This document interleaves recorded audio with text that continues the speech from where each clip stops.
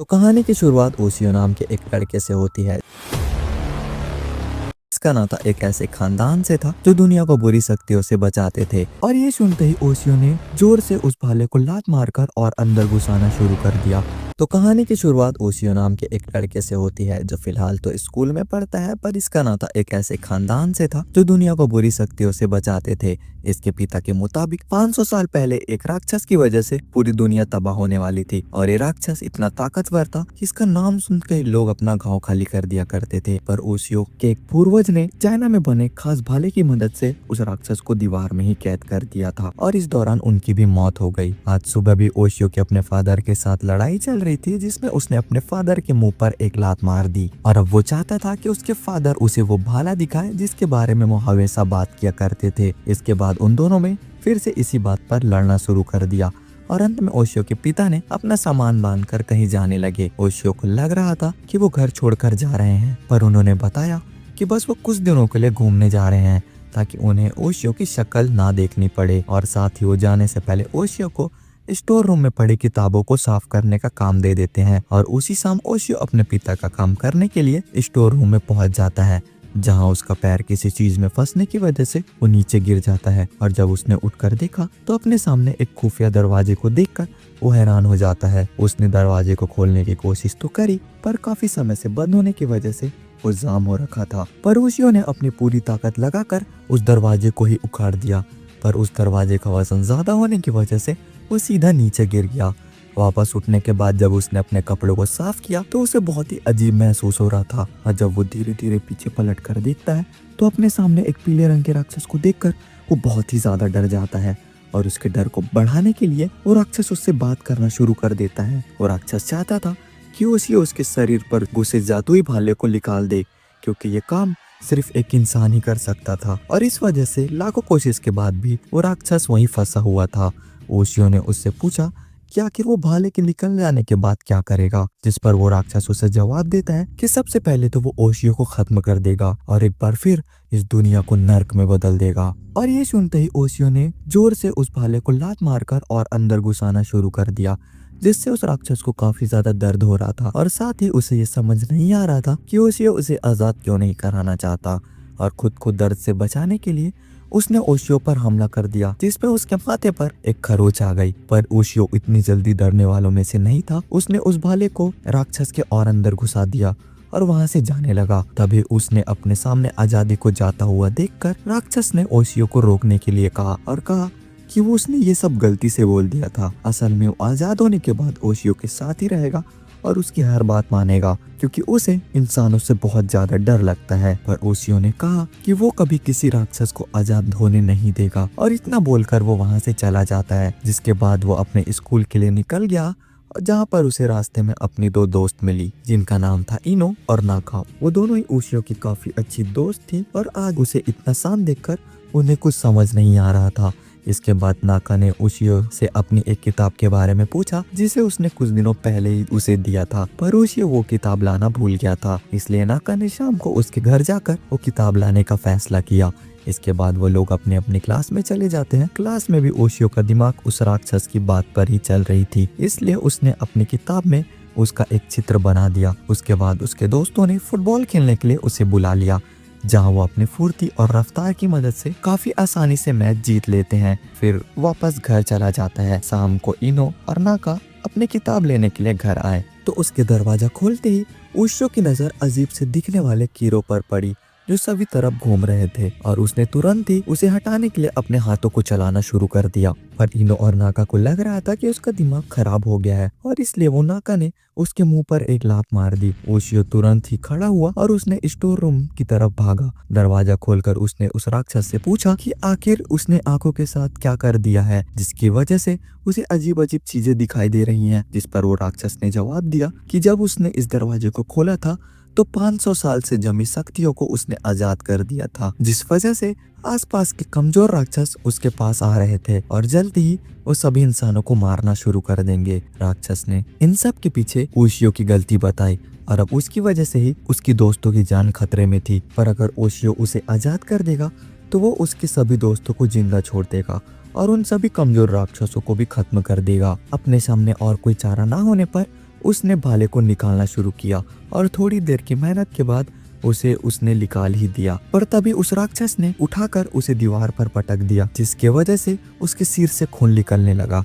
और जब ओशियो ने उससे पूछा कि उसने ये सब क्यों किया, तो राक्षस ने जवाब दिया कि कोई बेवकूफी किसी राक्षस की बातों पर विश्वास करेगा और शायद और उसे आजाद करेगा। और ये सुनकर ओशियो के अपने दोस्तों की चिंता होने लगी और उसके बढ़ते गुस्से के साथ उसके आसपास एक अजीब शक्ति आ जाती है। उसके बालों की लंबाई तेजी से बढ़ने लगती है और ये देखकर वो राक्षस डर गया और उसे याद आता है कि वो जादुई भाला अभी भी उसी के पास है और उसके रगों में सामुराई का खून दौड़ रहा है। ये देखकर वो राक्षस इतना डर गया कि वो जल्दी से वहाँ से भागने लगा और अपने सामने आने वाली छोटे मोटे मॉन्स्टर्स को वो मारने लगा। तभी ओशियो ने देखा कि सभी राक्षसों ने मिलकर एक बहुत बड़े सांप का रूप ले लिया था। फिर ओशियो ने उस राक्षस को उस बड़े से सांप पर हमला करने को कहा। राक्षस ने उसकी बात सुनते हुए उस पर चढ़कर सांप पर हमला किया और तभी ओशियो ने अपने भाले से उसके टुकड़े टुकड़े कर दिए। नीचे आते ही ओशियो के बाल लंबे गिर गए और अब वो राक्षस वहां से जाने के लिए तैयार था। पर ओशियो ने उसे रोक कर बताया कि अभी आसपास और काफी सारे मॉन्स्टर बचे हुए हैं और जब तक वो उसके साथ मिलकर सभी मॉन्स्टर्स को खत्म नहीं कर देगा वो कहीं नहीं जा सकता। और ओशियो ने उस राक्षस का नाम टोरा रख दिया। रास्ते में ओशियो के मन में यही चल रहा था कि एक दिन ओशियो फिर से टोरा को बंदी बना लेगा। अगले दिन ओशियो के दिन की शुरुआत टीवी तोड़ने से हुई, क्योंकि टोरा को लग रहा था कि टीवी में दिख रहे सामुराई उसे मारना चाहते हैं। इसके बाद ओशियो टोरा के साथ अपने स्कूल के लिए निकल गया, जो उसके कंधे पर बैठा हुआ था।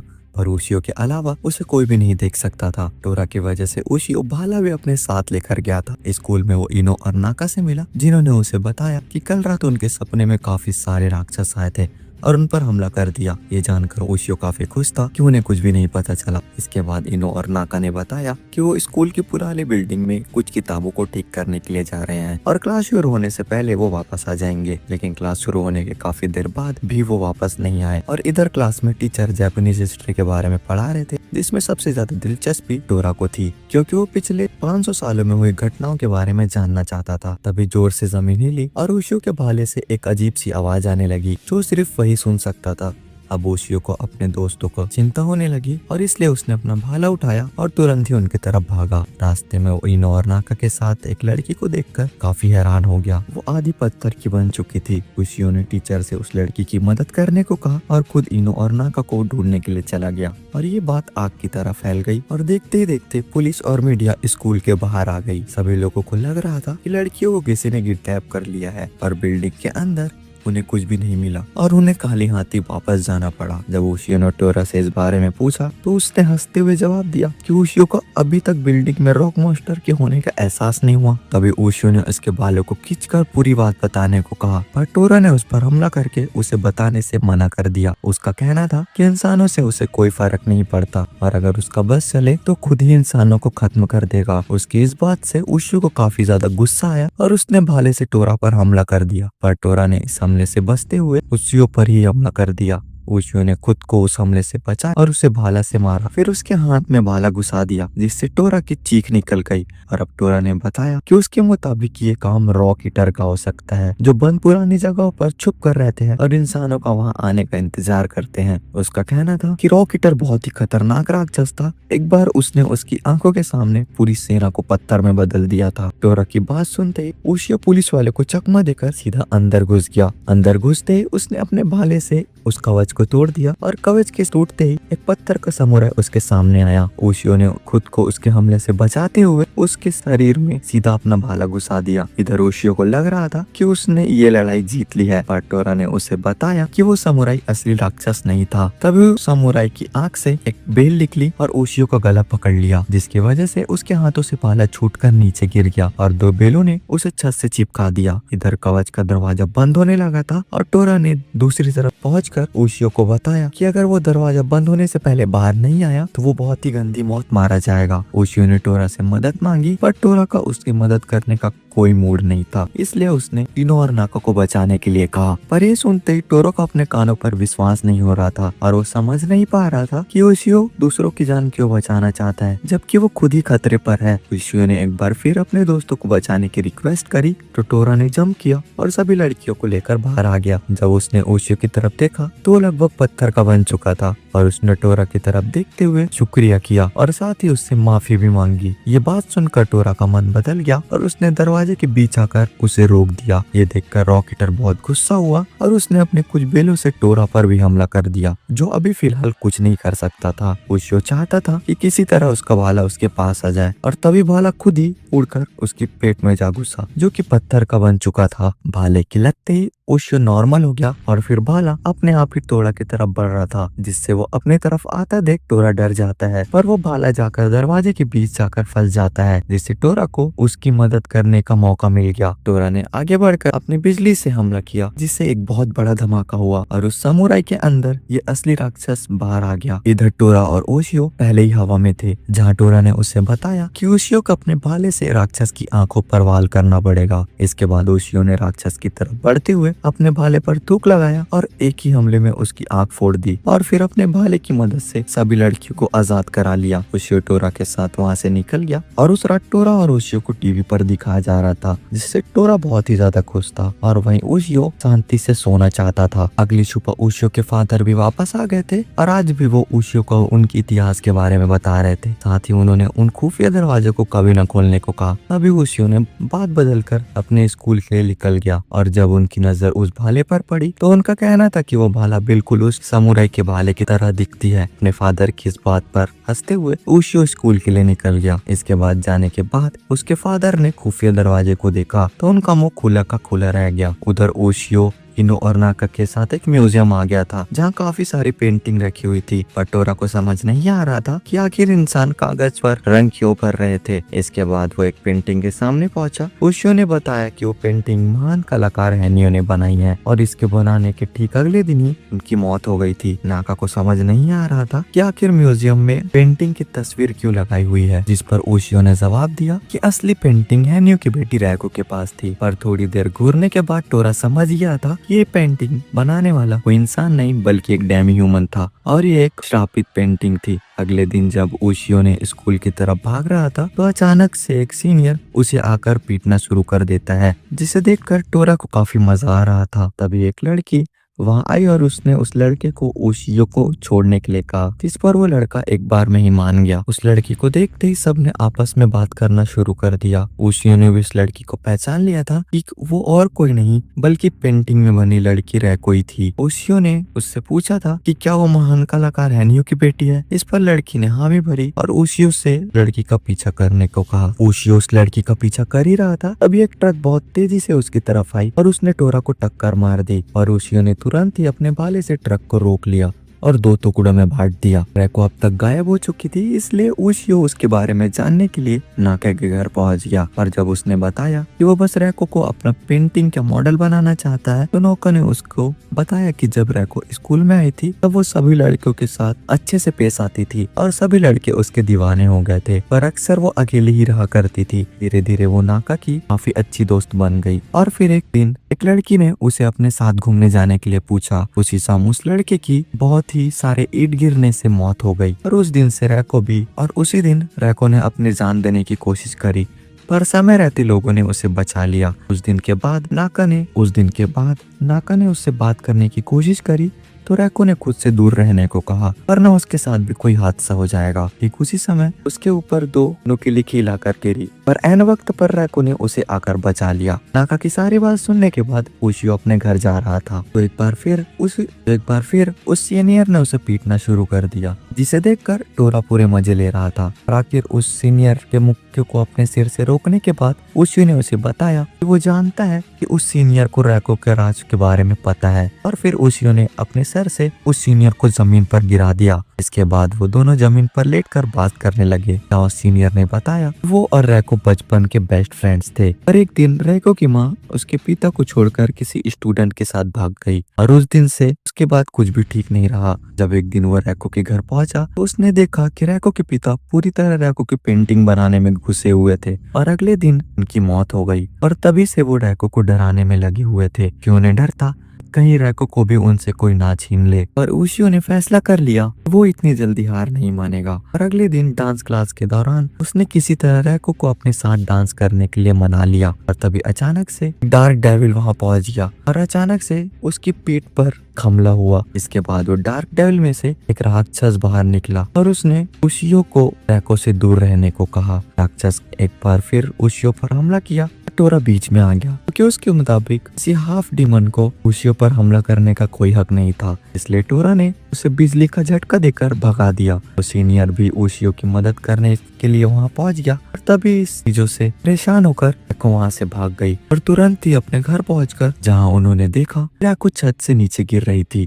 ओशियो ने अपने भाला फेंक कर उसे बीच में ही रोक दिया और इतने में उस सीनियर ने रैको का हाथ पकड़ लिया और वो दोनों ये देखकर हैरान थे। वो राक्षस नीचे खड़ा होकर रैको को अपने पास बुला रहा था। उसके मुताबिक रैको के उसके बस पिता का ही अधिकार था, मगर ओशियो ने रैको को समझाने की कोशिश करी कि वो इस दुनिया में अकेली नहीं थी, उसे अपनी जिंदगी जीने के लिए ध्यान देना चाहिए। आखिरकार रैको ने उसके हाथ को पकड़ ही लिया। इसके बाद उन दोनों ने उसको ऊपर खींच लिया। ये देखकर वो राक्षस काफी गुस्से में आ गया और उसने एक ही बार में उसे और उसके सीनियर को पकड़कर पेंटिंग के अंदर खींच लिया। ओशियो ने अपने भाले से उस राक्षस पर हमला किया जिसका उस पर कोई फायदा नहीं हुआ।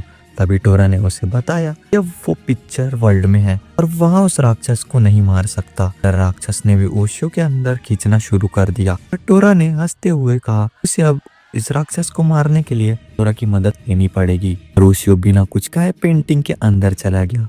इस चीज से टोरा को काफी ज्यादा गुस्सा आया और उसने तुरंत ही पेंटिंग के अंदर हाथ डालकर ओशियो का सर बाहर खींच लिया और उस पर चिल्लाना शुरू कर दिया। और उधर राक्षस ओशियो को छोड़ने का नाम ही नहीं ले रहा था। इसलिए टोरा ने पेंटिंग के अंदर जाकर राक्षस पर हमला किया और तीनों को लेकर बाहर आ गया। फिर टोरा ने ओशियो को पेंटिंग पर भाले से हमला करने के लिए कहा, पर जैसे ही ओशियो ने अपना भाला उस पेंटिंग की तरफ आगे बढ़ाया तो रैको बीच में आ गई, जिसकी वजह से भाला रैको के आर पार हो गया। देखकर ओशियो काफी ज्यादा डर गया, पर रैको पर भाले का कोई असर नहीं हुआ था और बस पेंटिंग ही तबाह हुई थी। इस पर टोरा ने बताया ये भाला इंसानों पर काम नहीं करता।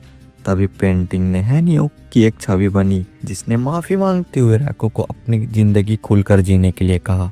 टोरा ने ओशियो के साथ जीना सीख लिया था, पर फिर भी अक्सर ओशियो पर जब हमला करने की कोशिश करता था जब आसपास उसका भाला ना हो। ओशियो बाथरूम में भी अपना भाला साथ लेकर जाया करता था। दिन ओशियो को अपने फादर का लेटर मिला। इसमें लिखा था कि वो कुछ दिन के लिए बाहर जा रहे हैं। वे ओशियो की नजर टीवी पर पड़ी जहां न्यूज पर बताया जा रहा था एक श्रापित पत्थर के बारे में। पिछली रात कुछ लेबर जब उस पत्थर को वहां से हटा रहे थे एक काफी बड़ा जानवर उन पर हमला कर देता है क्योंकि उन सभी की लाशों पर एक बड़े दांत का निशान था। लेकिन हैरान करने वाली बात यह थी इस जानवर ने दांतों से लोहे की क्रेन को भी फाड़ दिया था। ये सुनते ही ओशियो गुस्से से भर गया क्योंकि उसे लग रहा था कि ये काम टोरा का ही है। नीचे आने के बाद जब टोरा ने उससे वजह पूछी, ओशियो ने सीधा उस पर लोगों को मारने का इल्जाम लगा दिया और उस पर हमला कर दिया।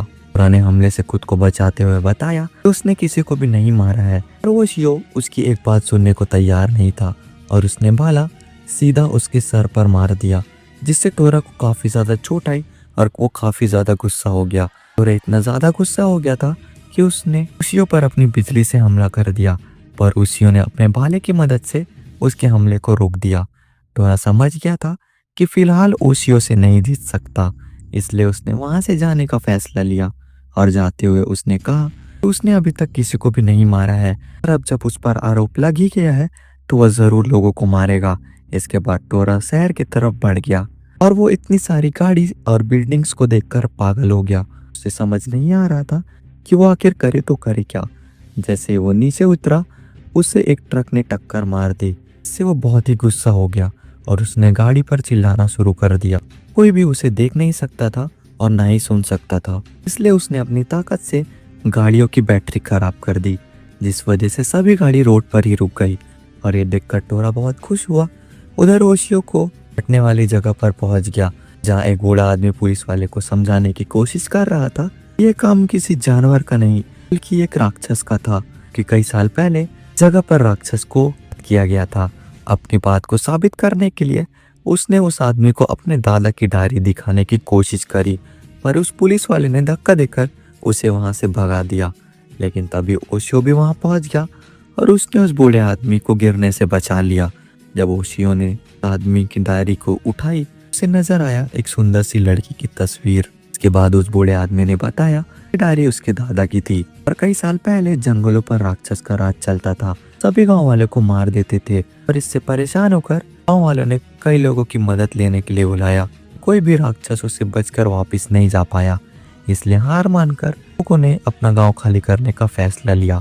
तभी एक दिन अकोदो नाम की एक सुंदर लड़की उस गांव में आई, जिसके मुताबिक वो राक्षसों पर काबू कर सकती थी। और जब वो काम करने के लिए जंगल में गई तो उस आदमी के दादा ने भी उस लड़की का पीछा करना शुरू कर दिया। जहाँ पहुंचकर उन लोगों ने देखा कि उस लड़की ने सभी राक्षसों को लकड़ी के डब्बों में कैद कर रखा था, जो अंदर से बदला लेने की बात कर रहे थे। पर उसने खास जादू की मदद से सभी के सभी राक्षसों को अलग अलग डब्बों में कैद करके उनकी ऊपर एक बहुत बड़ा पत्थर रख दिया। जब उस लड़की की नजर उस बच्चे पर पड़ी तो उसने उसे बताया कि किसी ने भी अगर इस पत्थर को यहाँ से हटाने की गलती करी तो सभी राक्षस अपना बदला लेने के लिए वापस आ जाएंगे। और ये कहानी सुनने के बाद ओशियो काफी ज्यादा हैरान था, जिस पर उस बूढ़े आदमी ने बताया कि पिछली रात उन मजदूरों ने जिस पत्थर को हटाया था वो वही पत्थर था और अब वो राक्षस तभी रुकेंगे जब उनका बदला पूरा होगा। ओशियो ने मिकादो की तस्वीर को ध्यान से देखा तो उसे एहसास हुआ कि मिकादो की शक्ल एनो से काफी हद तक मिलती थी और हो सकता है कि मिकादो एनो के पूर्वज हो। इसका मतलब था कि एनो की जान खतरे में है।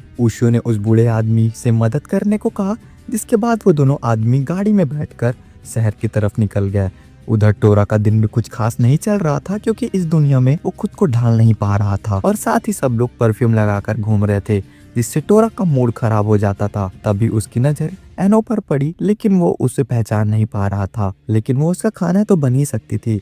पर जैसे ही वो एनो पर हमला करने के लिए आगे बढ़ा तो उससे एहसास हुआ कि उसके आसपास और भी काफी सारे राक्षस मौजूद थे। और जब उसने अपनी नजर घुमाई तो अजीब से दिखने वाले कई सारे राक्षस दिखाई दिए, जो धीरे धीरे एनो की तरफ बढ़ रहे थे। और इससे पहले कि टोरा कुछ कर पाता, उस सभी राक्षसों ने एनो के ऊपर हमला कर दिया। पर ओशियो वहां पहुंच चुका था और उसने तुरंत ही अपना भाला उनकी तरफ फेंक दिया, जिसकी वजह से उन्हें पीछे हटना पड़ा। ओशियो ने एनो से वहां से भागने के लिए कहा, पर वो इतनी घबरा चुकी थी कि उसे कुछ समझ नहीं आ रहा था। एनो तुरंत ही एक मॉल के अंदर घुस गई और ओशियो उसे बचाने के लिए बाहर ही खड़ा हो गया। जैसे ही एक राक्षस उसकी तरफ बढ़ा, ओशियो ने अपने भाले की मदद से उसके ऊपर हमला कर दिया। पर उस राक्षस ने ओशियो के भाले को ही अपने दांतों से रोक दिया और फिर अपने लंबे बालों की मदद से उसे बांध दिया। और उधर दो और राक्षसों ने उसे काटना शुरू कर दिया, पर वो उसका कुछ खास बिगाड़ नहीं पा रहे थे, इसलिए उन्होंने ओशियो को उठाकर गाड़ी पर फेंक दिया। इधर टोरा को उन राक्षसों पर काफी गुस्सा आ रहा था, क्योंकि उसके हिसाब से एनो उसका शिकार थी, इसलिए अब उसने उन्हें रोकने का फैसला कर लिया था। जैसे ही उसने मॉल के अंदर घुसने की कोशिश करी तो वो सीधा शीशे से जाकर टकरा गया, जिससे परेशान होकर उसने अपना इनविजिबल रूप छोड़ने का फैसला किया और एक ही बार में कांच को तोड़ता हुआ वो अंदर चला गया, जहां उसने देखा एनो एक बैग के सहारे लटकी हुई थी, क्योंकि सभी राक्षसों ने ऊपर के एक फ्लोर को तबाह कर दिया था और नीचे एक राक्षस अपना मुंह खोलकर उसका इंतजार कर रहा था। जैसे ही एनो नीचे गिरी तो उसने काफी तेजी से एनो को राक्षस के मुंह में जाने से बचा लिया और उसे लेकर छत पर पहुंच गया। एनो के पीछा करते हुए वो राक्षस भी छत पर पहुंच गए और उनका कहना था अगर टोरा एनो को बचाने की कोशिश करेगा तो वो उसे भी खत्म कर देंगे। ये बात सुनकर टोरा उन्हें लड़ने के लिए बुला लेता है और जैसे ही उनमें एक राक्षस टोरा को मारने के लिए आगे बढ़ा, टोरा ने वहीं उसे जमीन पर पटक कर मार दिया। ये देखकर सभी राक्षस हैरान हो गए, पर वो किसी भी हालत में एनो को खत्म करना चाहते थे, इसलिए उनमें से एक ने टोरा को अपने बालों से पकड़ लिया और बाकी एनो के पीछे चले गए। तभी टोरा ने हंसते हुए खुद को उस राक्षस की कैद से आजाद कर लिया और एक ही बारी में उस राक्षस के आधे सर को चबाकर उसे भी मार दिया। उधर बाकी राक्षसों ने एनो को घेरकर उस पर हमला करना शुरू कर दिया था, पर तभी टोरा वहां पहुंच गया और उसके हाथ में उनके साथी का आधा चबा हुआ सर था। अपने साथी का ऐसा हालत देखकर सभी राक्षसों ने टोरा पर हमला कर दिया, पर टोरा उनके हमले से काफी आसानी से बच रहा था और उस पर उसका कोई ज्यादा असर हो नहीं रहा था और उसने अपने एक ही बिजली के झटके से सभी को खत्म कर दिया। पर उनमें से एक राक्षस अभी भी बचा था और जैसे ही वो एनो की तरफ बढ़ा तो ओशियो ने बीच में आकर उसे अपने भाले से मार दिया। ये देखकर टोरा काफी उदास था, क्योंकि अब वो एनो को नहीं खा सकता और ऐसे ही वो वहां से निकलने लगा। ओशियो ने उसे आवाज लगाकर रोका। टोरा तुरंत ही लड़ाई के लिए तैयार हो गया, पर असल में ओशियो उससे माफी मांगना चाहता था। ये सुनकर टोरा उसे बुरा भला बोलना शुरू कर दिया, जिसके बाद वो दोनों आपस में बहस करने लगे। तभी एनो ने उन दोनों को रोका और टोरा के हाथ में एक बर्गर पकड़ा दिया। उसी रात ओशियो को सोते हुए एहसास हुआ कि कोई चीज उसकी तरफ काफी तेजी से आ रही है। उसने ठीक समय पर उठकर टोरा के हमले से खुद को बचा लिया और उठने के बाद टोरा से सवाल किया कि आखिर वो करना क्या चाहता था। टोरा ने जवाब दिया कि वो वही कर रहा था जो उसे करना चाहिए और उसके दिल में ओशियो को लेकर सिर्फ नफरत भरी हुई है। ओशियो को लगता था कि अब उनके बीच में समझौता हो गया है, इसलिए उसने टोरा को डराने के लिए उसके ऊपर एक हल्का सा हमला किया। पर टोरा ने उस हमले से बचते हुए ओशियो पर अपना नाखून से हमला कर दिया और जैसे ही वो फिर से ओशियो पर हमला करने के लिए आगे बढ़ा तो भाले ने अपने आप ही ओशियो को बचाना शुरू कर दिया। जैसे ही ओशियो लड़ाई के लिए खड़ा हुआ तो टोरा खिड़की से बाहर भाग गया। सुबह उठकर ओशियो ने देखा कि उसके चेहरे पर अभी भी निशान गया नहीं था और इसी बात ने ओशियो को गुस्से से भर दिया और उसने अगली बार टोरा को देखते ही मारने का फैसला किया। इसके बाद वो टहलने के लिए बाहर चला गया, जहाँ उसने एक काले कपड़े पहने आदमी को देखा जो दो लोगों को काफी बुरी तरह से पीट रहा था क्योंकि उन दोनों ने किसी फैमिली को परेशान किया था। फिर उस आदमी ने अपनी हथियार से उन पर हमला कर दिया, पर तभी ओशियो बीच में आकर उस हमले को रोक देता है क्योंकि अगर वो ऐसा ना करता तो वो दोनों आदमी मर जाते। ओशियो को देखते उस आदमी को उसके सिर के ऊपर राक्षस की परछाई दिखती है, जिसे देखकर वो बहुत गुस्सा हो जाता है और उसने ओशियो पर हमला कर दिया। उधर ओशियो ने अपने आप को बचाने के लिए कोशिश तो की पर वो नीचे गिर गया, जिसके बाद उस आदमी ने अपने पैरों से ओशियो के मुंह पर हमला कर दिया। तभी ओशियो के भाले ने उसके ऊपर हमला कर दिया जिसमें वो घायल हो गया। उस आदमी ने करिश्माई भाले को देखकर पहचान लिया था और उसने तुरंत ही ओशियो से घुटनों के बल बैठकर माफी मांगी क्योंकि उसने उस भाले के मालिक पर हमला किया था। इसके बाद उन दोनों ने आपस में बैठकर बात करना शुरू कर दिया, जहां उस आदमी ने अपना नाम होक्यू बताया जो एक डीमन हंटर था। उसके परिवार में एक प्यारी सी बेटी और पत्नी हुआ करती थी, पर एक बार काम के सिलसिले में वो कहीं बाहर गया हुआ था और जब उसने घर वापस आकर देखा तो घर में कोई नहीं था और जब वो अपने कमरे के दरवाजा खोलता है तो उस पर एक अजीब से जानवर ने हमला कर दिया और वहां से भाग गया। और हुक्यू को लगता है कि वो जानवर कोई राक्षस था जिसके निशान उसके शरीर पर आज भी थे और हाल ही में उसने न्यूज में देखा था कि ठीक वैसे दिखने वाला राक्षस पासी के कहीं स्कूल में दिखाई दिया है। हुक्यू ने ओशियो को एक तस्वीर भी दिखाई जो किसी और की नहीं बल्कि टोरा की थी। ओशियो जानता था कि यह हमला टोरा नहीं कर सकता क्योंकि वो तो 500 सालों से कमरे में बंद था, तो वो हमला कैसे करता। पर तभी उसे पिछली रात वाला हादसा याद आया जिसने उसे गुस्से से भर दिया और इसीलिए उसने हुक्यू को कहा कि टोरा ने ही ये सब किया होगा, इसलिए उसे जल्दी से टोरा को खत्म कर देना चाहिए। इसके बाद ओशियो अपने घर चला गया पर उनका दिमाग अभी भी वही बात पर चल रहा था। उधर हुक्यू आखिरकार टोरा को ढूंढ लेता है। वो दोनों लड़ाई के लिए तैयार थे।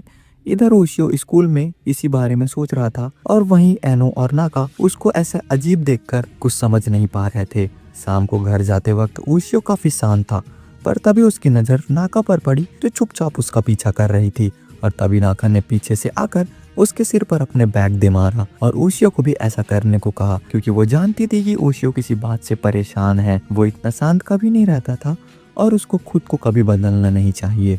नाका तो इतनी सी बात बोलकर वहां से चले गई, पर उसकी इस बात ने ओशियो का मन बदल दिया। उधर टोरा और हुक्यू एक दूसरे से लड़कर थक चुके थे। हुक्यू टोरा से काफी ज्यादा ताकतवर था। अब टोरा काफी थक चुका था, पर जैसे ही हुक्यू ने अपना आखिरी हमला करने का कोशिश किया तो ओशियो ने बीच में आकर उसे रोक दिया। हुक्यू को कुछ समझ नहीं आ रहा था कि ओशियो ऐसा कर क्यों रहा है। तभी ओशियो ने अपने झूठ के बारे में उसे बताया, जिसे सुनकर हुक्यू काफी ज्यादा गुस्सा हो गया और उसके मुंह पर एक मुक्का मार दिया। उसे अपने कानों पर यकीन नहीं हो रहा था क्योंकि वो इस राक्षस सालों से ढूंढ रहा था। इसलिए ओशियो ने उसे यकीन दिलाने के लिए अपने चेहरे का घाव हुक्यू के चेहरे से मिलाया क्योंकि ओशियो के चेहरे पर 4 नाखूनों के निशान थे जो कि टोरा के थे और वही हुक्यू के चेहरे पर 3 नाखूनों के निशान थे। हुक्यू एक बार फिर से ओशियो के मुंह पर मुक्का मारना शुरू कर देता है और वही ओशियो बेहोश होकर नीचे लेटा हुआ था। उसके बाद हुक्यू ने टोरा को खत्म करने के लिए अपने एक फायर स्पेयर का यूज किया, पर तभी उसे रोकने के लिए ओशियो फिर से बीच में खड़ा हो गया। लेकिन फिर भी हुक्यू ने अपना हथियार टोरा की तरफ फेंक दिया क्योंकि उसे लग रहा था कि ओशियो बीच में से हट जाएगा, पर ऐसा हुआ नहीं और वो हथियार सीधा जाकर ओशियो के शरीर में घुस गया। तभी ओशियो ने आगे बढ़कर हुक्यू के मुंह पर एक मुक्का मार दिया और उसका कहना था कि अगर हुक्यू ने टोरा को मार भी दिया तो वो कोई बदला नहीं बल्कि एक हत्या होगा जो शायद उसकी बेटी को कभी पसंद ना आए।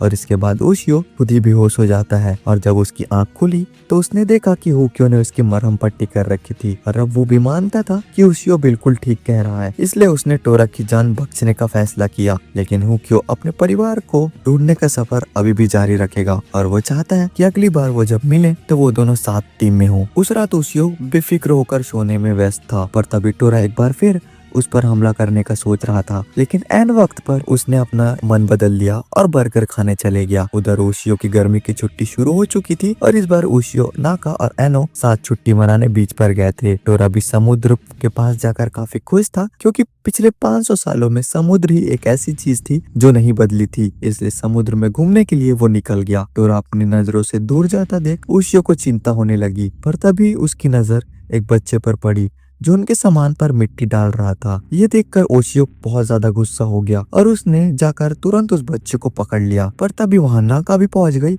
और उसने उस बच्चे को छोड़ने के लिए कहा। पर जाने से पहले वो बच्चा नाका के मुंह पर अपनी पिचकारी मार कर जाता है, जिसके बाद वो तीनों नाका के रिश्तेदार के घर गए, जिन्होंने उसे बताया कि उस बच्चे का नाम तात्सुया है और पहले वो एक बहुत ही अच्छा बच्चा हुआ करता था। पर एक दिन जब उसकी माँ दूध लेने गई तो उसके पिता की तरह वो कभी वापस ही नहीं आई और इस चीज ने तात्सुया को बचपन खराब कर दिया और तभी से वो बहुत ज्यादा गुस्से वाला बन गया है। इधर ओशियो को अभी तक टोरा की चिंता सता रही थी, जो उधर पानी में भागने में व्यस्त था, और तभी उसे पानी के अंदर किसी चीज के होने का एहसास हुआ। वो तभी रुक गया और समुद्र के नीचे से एक आवाज आने लगी।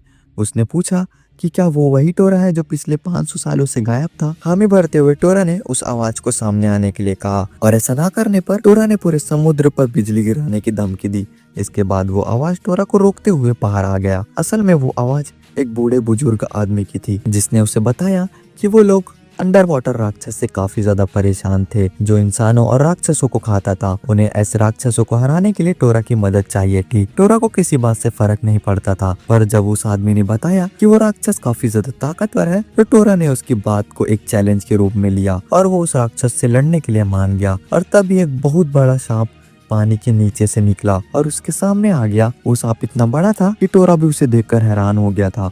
उसने सांप पर बिजली से हमला करने की कोशिश की, पर उससे इसका कोई फायदा नहीं हुआ, क्योंकि वो सांप पूरी तरह तेल से लिपटा हुआ था। इसके बाद उस सांप ने अपने मुंह से टोरा पर हमला कर दिया। इससे टोरा किसी तरह बच तो गया, पर तभी सांप ने पीछे से आकर टोरा को खाने की कोशिश करी। टोरा ने उस सांप को रोकने की कोशिश करी। सांप ने एक साथ टोरा को निगलने का फैसला किया। तभी उस बूढ़े आदमी ने टोरा को उसके पेट में जाने से रोक लिया। टोरा ने जाकर ओशियो को बुलाने के लिए कहा, क्योंकि वो ही अपने भाला से इस राक्षस को मार सकता था। उधर ओशियो बीच में घूम रहा था, फिर उसकी नजर तात्सुया पर पड़ी, जो लोगों के सामान पर मिट्टी डाल रहा था। ओशियो तुरंत ही जाकर उसे डांटना शुरू कर देता है। तभी नाका बीच में आकर फिर से उसे रोक देती है। इसके बाद नाका उस बच्चे का पीछा करने लगी, जो वहां से भाग गया था। थोड़ी देर बाद जब ओशियो बीच में आराम कर रहा था, तो कुछ अजीब सा एहसास हुआ उसको और वो तुरंत ही बीच में भागने लगा, जहाँ उसके कानों पर एक अजीब सी आवाज पड़ रही थी, जो बीच के शावर से आ रही थी। पास जाने पर उस बूढ़े आदमी ने ओशियो को टोरा पर आई मुसीबत के बारे में बताया। इससे पहले कि ओशियो कुछ बोल पाता, तीनों भागते हुए आई और उसने ओशियो को बताया कि नाका खतरे में है। ओशियो तुरंत ही भागकर नाका के रिश्तेदारों के यहाँ पहुंचा। फोन में नाका ने बताया कि वो तात्सुया के साथ नाव में घूम रही थी, पर एक सांप जैसे दिखने वाले राक्षस ने उस पर हमला कर दिया और फिलहाल वो उस राक्षस के अंदर थी। ये सुनकर ओशियो अपना भाला लेकर तुरंत समुद्र के बीच पहुंच गया, जहाँ उसने उस राक्षस को देखा था। ओशियो ने उस राक्षस पर अपने भाले से कई हमले किए, पर उससे उसका कोई असर नहीं हुआ, क्योंकि उसके शरीर पर तेल लगा हुआ था। पर ओशियो के हमले से परेशान होकर उस राक्षस ने उसे भी निगल लिया और अंदर जाकर उनकी मुलाकात टोरा से हुई, जिसने तात्सुया और नाका को राक्षस के पेट में जाने से रोका हुआ था। पर तभी टोरा की पकड़ कमजोर होने लगी और ऐन वक्त पर ओशियो के भाले की मदद से वो तीनों फिर से पकड़े गए। उधर नाका बेहोश हो चुकी थी और धीरे धीरे उसकी पकड़ छूटती जा रही थी, इसलिए ओशियो ने तात्सुया को नाका का हाथ पकड़े रखने के लिए कहा। तभी अचानक से ओशियो का हाथ भाला से छूट गया और वही चारों उस राक्षस के पेट में गिरने लगे। लेकिन उसी वक्त करिश्माई भाला तेजी रफ्तार से जाकर उस राक्षस की आंख में घुस गया। उधर टोरा भी तात्सुया और नाका को पकड़ लेता है। ओशियो तुरंत ही भाला निकालकर टोरा के साथ देने के लिए कहता है। इसके बाद टोरा ने ओशियो को अपने ऊपर बैठाया और फिर चारों पूरी रफ्तार से उस राक्षस को चीरते हुए वहां से बाहर निकल गए। अगले दिन वो तीनों जाने के लिए तैयार थे, पर तभी नाका ने ओशियो से पूछा कि उसने क्या उसे फिर से बचाया, कि नाका को कुछ भी याद नहीं था। जिस पर ओशियो ने जवाब दिया कि ये सब उसका सिर्फ सपना था। तभी तात्सुया उससे मिलने के लिए स्टेशन पर आया, जो कि चाहता था कि वो लोग कुछ और दिन वहाँ रुके। पर घर पहुंचकर ओशियो का दिमाग बार बार तात्सुया पर ही घूम रहा था, क्योंकि उसकी माँ बचपन में मर चुकी थी और न ही उसके पिता उनके बारे में बात करना चाहते थे। इसलिए वो अपने पिता से मिलने के लिए पहुंच गया। उन्होंने देखा कि ओशियो ने अपनी माँ के बारे में सवाल करना शुरू कर दिया है। इसका जवाब देने में उनके पिता का खास दिलचस्पी नहीं था, इसलिए उन दोनों में फिर से बहस शुरू हो गई। लेकिन तभी उसके पिता एक फोन उठाने चले गए। ओशियो ने जब थोड़ी देर बाद उन्हें देखा तो उनके पिता वहां से भाग रहे थे। देखकर ओशियो और टोरा ने उन्हें पकड़ने की कोशिश करी। ओशियो के पिता काफी दूर निकल गए थे। उसी शाम ओशियो और टोरा साथ ही अपनी माँ की कब्र पर गए थे। उसने बताया वो जिंदगी में पहली बार यहाँ आया है और उसे यकीन भी नहीं है उसकी माँ यहाँ दफनाई गई भी थी कि नहीं, सिर्फ एक कहानी थी। थोड़ी देर तक रुकने के बाद टोरा को भूख लगने लगा और वो लोग वापस घर आ गए, जहाँ ओशियो ने अपने भाले को नूडल्स गर्म करने के लिए इस्तेमाल कर रहा था। फिर टोरा उसके हिस्से का चिप्स खा जाता है। इसके बाद उन दोनों में बहस शुरू हो गई। इस बीच नूडल्स भाले के ऊपर गिर गया। ओशियो ने भाला साफ करना शुरू कर दिया और तभी ओशियो के पिता ने ओशियो को भाले इस तरह यूज करते देख लिया और वो गुस्से में आ गए। के बाद उन्होंने थोड़ी देर भाले की पूजा करी और फिर ओशियो को भाला वापस दे दिया और साथ ही उन्होंने बताया वो लोग रात के खाने में आराम से उनकी माँ के बारे में बात करेंगे। खाना खत्म होने के बाद वो दोनों बारिश को देखते हुए बस में बात कर रहे थे, जहाँ उनके पिता ने आंसू से भरा एक एनवलप ओशियो के सामने रखा। ये देखकर ओशियो काफी ज्यादा गुस्सा हो गया कि उसे लग रहा था वो उसे पैसे देकर उसकी माँ को बुलाने के लिए कह रहे थे, तो इसलिए उसने गुस्से में आकर अपने पिता को एक मुक्का मार दिया। उसके बाद उसके पिता ने बताया ये तेरे खर्च करने के लिए है, क्योंकि अगर तुझे अपनी माँ के बारे में जानना है तो तुझे एक सफर करना पड़ेगा। इसके बाद ओशियो के पिता ने बताया कि वो एक डीमन हंटर थे। ओशियो इस बात को हजम कर पाता उससे पहले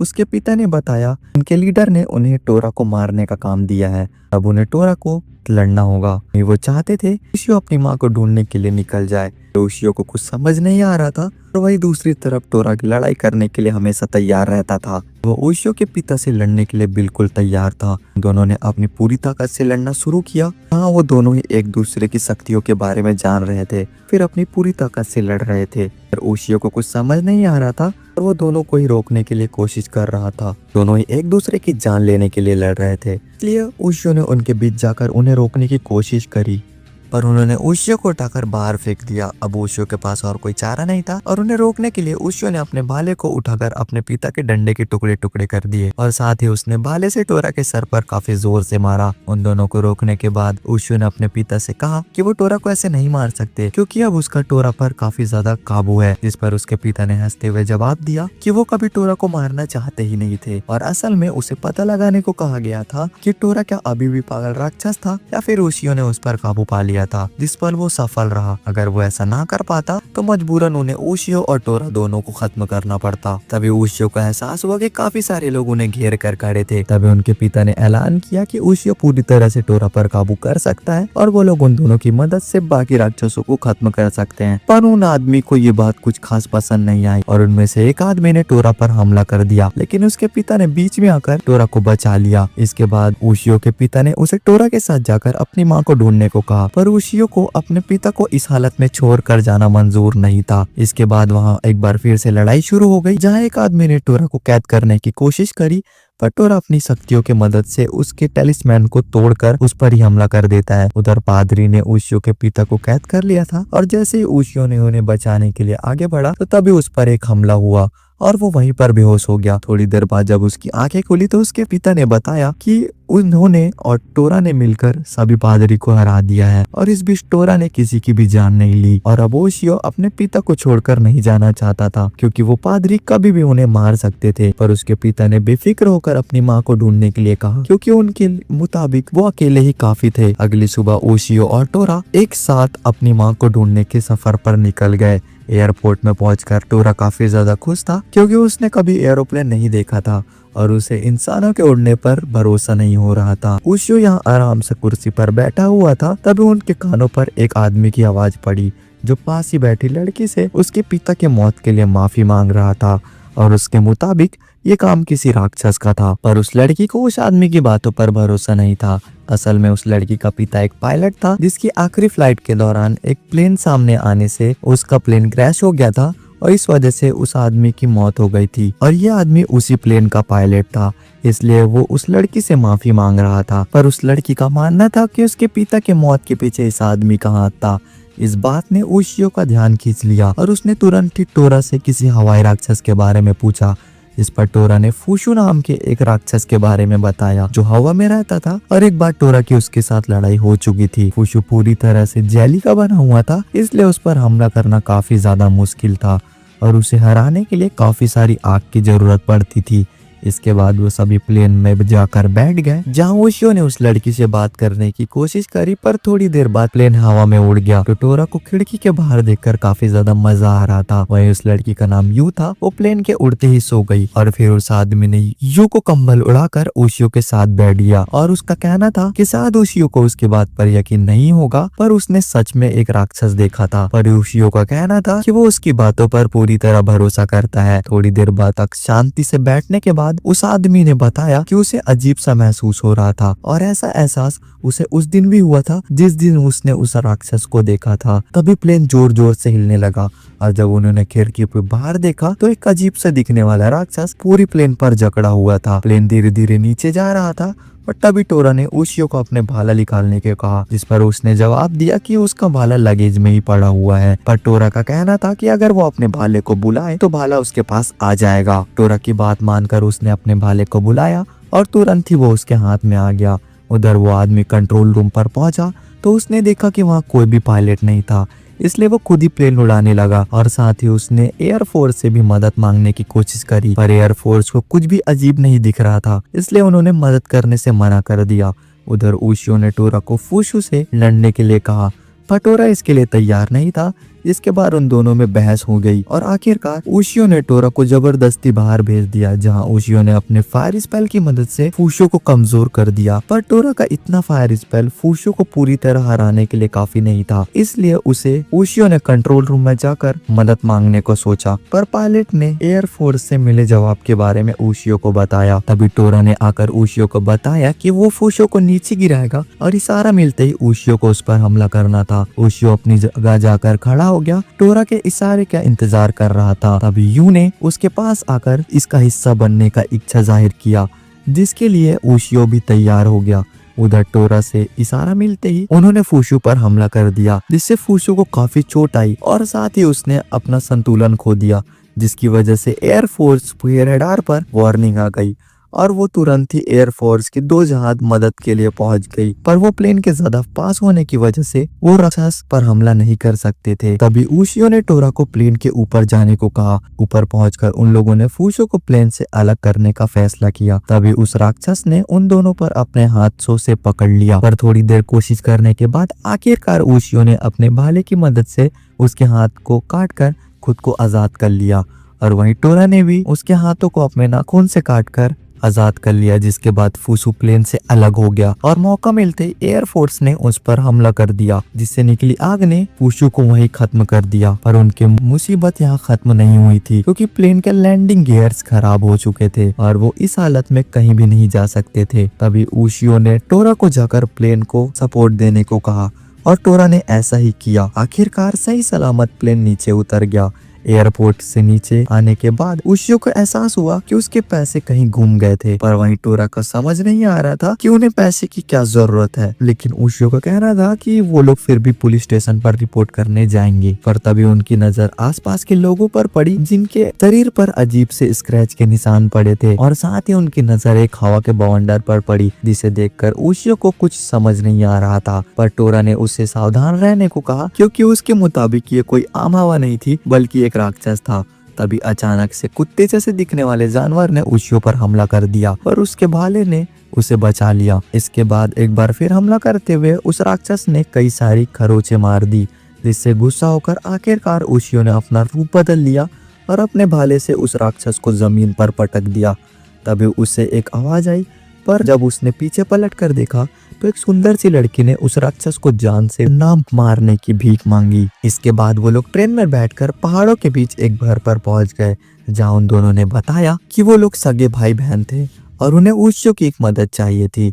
असल में वो चाहते थे कि ओशियो उसके भाई जीरो को जान से मार दे, पर उनकी ये बात सुनकर ओशियो काफी ज्यादा गुस्सा हो जाता है और उसके मुताबिक वो किसी के कहने पर किसी की भी जान नहीं ले सकता था। जैसे ओशियो ने टोरा को वहां से चलने को कहा, तभी उन दोनों भाई बहनों ने ओशियो के सामने एक कटा हुआ हाथ फेंक दिया। उसके मुताबिक वो पास के किसी गाँव के आदमी का था जिसे उसके भाई जीरो ने मारा था और उसका कहना था अगर ओशियो ने उनकी मदद नहीं करी तो उनका भाई ऐसे ही लोगों को मारता रहेगा। इसके बाद वो लड़की टोरा को बाहर लेकर गई और उधर उसके भाई ने ओशियो को पूरी बात बताना शुरू किया। उसके मुताबिक उसके पूर्वज कई सौ सालों से जंगल में रहते थे और उनमें से किसी के भी मन में इंसानों को लेकर कोई नफरत नहीं थी, पर हाल ही में इंसानों ने उनके जंगलों पर कब्जा करना शुरू कर दिया। इसलिए वो लोग खास तरीके का इस्तेमाल करते थे जिसमें 3 लोगों का ग्रुप बनाया जाता था और ये जब भी इंसान उनके इलाके में आते थे तो उनमें से एक आदमी उनका ध्यान भटकाता था, दूसरा जाकर इंसानों के शरीरों पर स्क्रैच मारता था और साथ ही तीसरा आदमी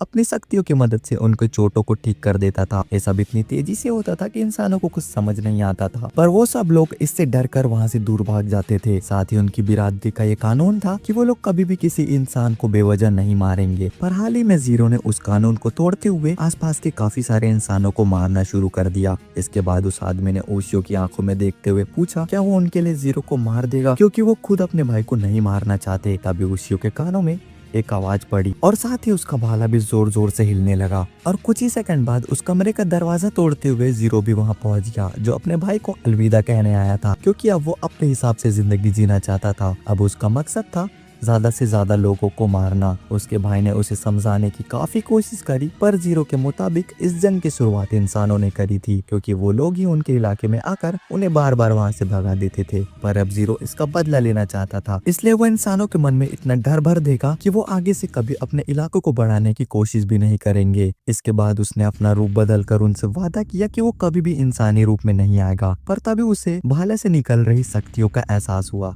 जिसके बाद उसे अपने भाई बहनों पर काफी गुस्सा आया, क्योंकि वो समझ गया था कि उनके भाई बहनों ने उसे मरवाने के लिए एक इंसान की मदद ली है। पर जीरो ने उससे भी खुद को बचा लिया। इससे पहले कि जीरो ओशियो को खत्म कर पाता, टोरा ने अपने एक हाथ जीरो के पेट में घुसा दिया। अपने सामने टोरा जैसे ताकतवर राक्षस को देखकर जीरो ने अपना मन बदल लिया और वहाँ से भाग गया। इसके बाद टोरा ने ओशियो के पास जाकर उसे वहाँ से चलने को कहा, पर तभी उसे रियलाइज हुआ कि ओशियो अभी तक बेहोश था और साथ ही उसके सिर से खून निकल रहा था। टोरा ने उसे उठाने के लिए उसे भरा बुरा बोलना शुरू कर दिया, पर तभी उस लड़की ने उसे बताया कि उसकी बिरादरी के दी गई राक्षस की चोट बस एक खास दवाई से ही ठीक हो सकती थी।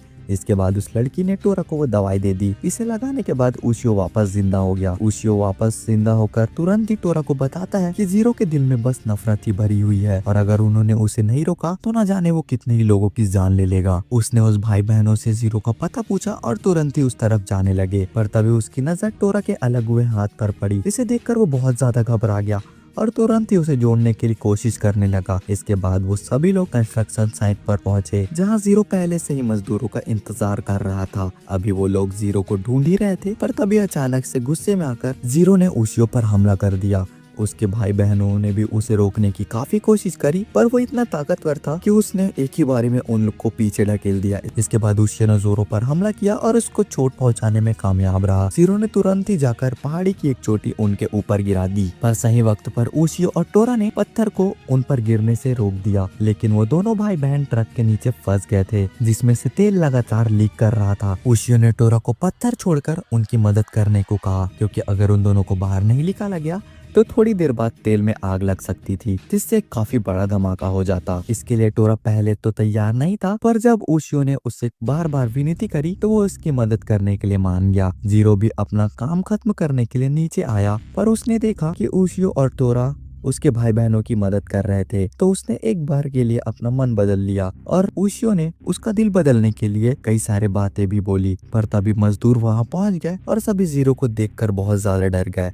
उन्होंने उस पर पत्थर मारना शुरू कर दिया और इससे गुस्सा होकर जीरो ने सभी मजदूरों को खत्म करने का फैसला किया। पर तभी एक मजदूर की सिगरेट से तेल में आग लग गई। अब उनके पास काफी कम वक्त था, इसलिए टोरा ने भी जीरो से मदद करने को कहा। कुछ समय तक सोचने के बाद जीरो ने टोरा के साथ उस ट्रक को उठाने लगा, पर वो ट्रक इतनी भारी थी कि वो दोनों मिलकर भी उसे नहीं उठा पा रहे थे। ये देखकर ओशियो ने चिल्लाकर मजदूरों से मदद मांगी और ओशियो की आवाज सुनते ही सभी मजदूर उनकी मदद करने के लिए पहुंच गए। इसके बाद उन सभी ने खड़े होकर उस आग को देखा और उधर ओशियो को लग रहा था कि शायद जीरो का मन बदल गया है और उसने भी जीरो को इंसानों को एक मौका देने की बात करी। जीरो ने पहले तो इस बात को हंसते हुए लिया, पर अचानक से उसने ओशियो पर हमला कर दिया। इससे बचने के लिए जैसे ही ओशियो ने अपना भाला आगे किया, वो सीधा जाकर जीरो के पेट में घुस गया और उसकी वही मौत हो गई। जीरो की ऐसी मौत से ओशियो का दिमाग पर काफी ज्यादा असर पड़ा, इसलिए वो दोनों भाई बहन ओशियो और टोरा को एक खुफिया जगह पर लेकर गए, जहाँ नहाने से सभी चोट और थकान दूर हो जाती थी। वो दोनों वहाँ बहुत मजे कर रहे थे, पर तभी ओशियो के कान में एक लड़की की गाने की आवाज सुनाई दी, जिसे सुनते ही वो लड़की को ढूंढने चला गया, पर उसे देखते ही वो लड़की वहाँ से भाग गई। ओशियो को इस बात पर काफी शर्म आ रही थी, पर टोरा समझ नहीं पा रहा था कि आखिर ऐसे कोई क्यों भागेगा, और साथ ही उसका मानना था कि वो लड़की कोई मामूली लड़की नहीं थी, पर ओशियो ने उसकी बात को मजाक में लेकर नकार दिया। अगले दिन जब वो लोग हकायदो जाने के लिए बस ढूंढ रहे थे, तो उनकी नजर फिर से उसी लड़की पर पड़ी, जो अपना बैलेंस बिगड़ने की वजह से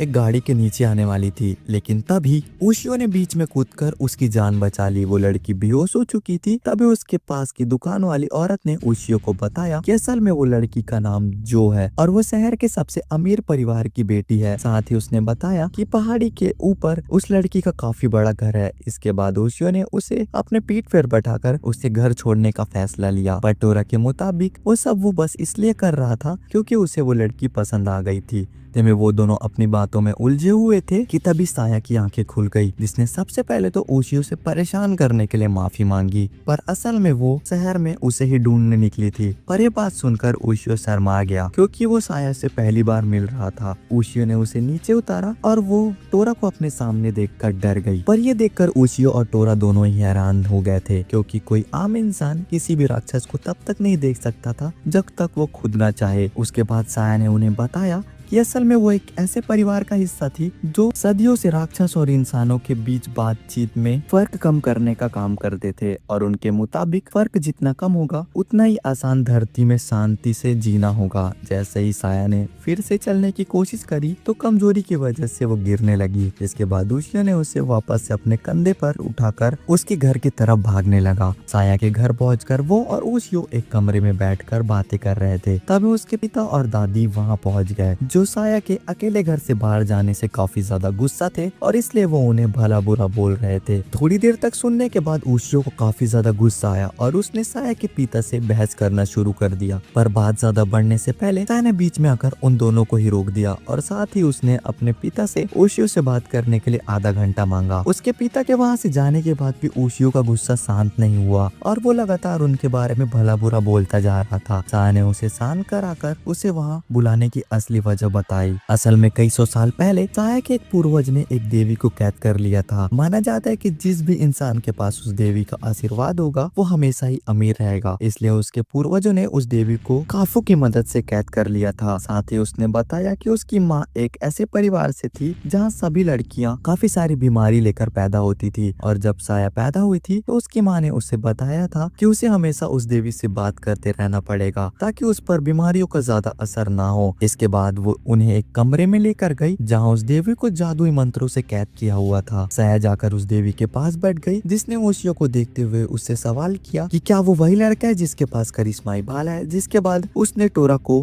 नमस्ते किया और वो समझ नहीं पा रही थी कि आखिर टोरा ओशियो की मदद क्यों कर रहा है, क्योंकि उसे तो राक्षसों का राजा होना चाहिए था। इस पर टोरा का कहना था कि वो अपनी कहानी सुनाकर समय बर्बाद नहीं करना चाहता, बल्कि वो ये जानना चाहता था कि उन्होंने यहाँ क्यों बुला। जिस पर उस देवी ने जवाब दिया कि वो चाहती थी कि वो लोग उसे इस जादुई बैरियर को तोड़कर आजाद कर दें। ये बैरियर बहुत ही ताकतवर जादू से तैयार किया गया था और सिर्फ करिश्माई भाले की मदद से ही उसे तोड़ा जा सकता था।